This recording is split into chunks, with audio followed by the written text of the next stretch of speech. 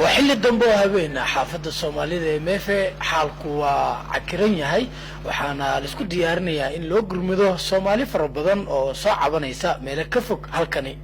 بسم الله هدوان شو دكانك باوت انت يا لامبه باورتان صومالي ها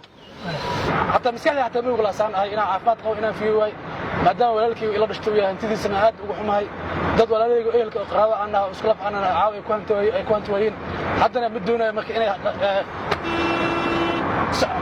al-shiraaqna waa kan mujida wiilkan la hadlayso halkan waa bartamaha xaafadda Soweto ee magaalada Johannesburg waa xilli habeena Soomaali fara badan iyo Ethiopian ayaa waxa ay soo rarteen alaabtooda si ay ugu caymiyaan inta u hartay xaafadda waa dhinacan naga dambaysa dad badan oo Soomaali ay arkaysa oo baabuurtooda alaab ku soo qaadanayo magacaygu waa Maxamed Cabdi Cali alxamdulillah waa soo rarnay dukaankii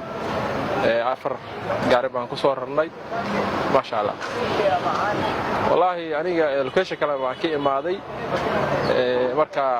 dhibaatadu iyadoo jirto baan ku soo dhaxdhacay marka dad inaan caabiyo baan u imaaday oo walaalkayga oo dukaan meesha ku lahaa wallahi wadankii waa ogtahay shaqo ma jirto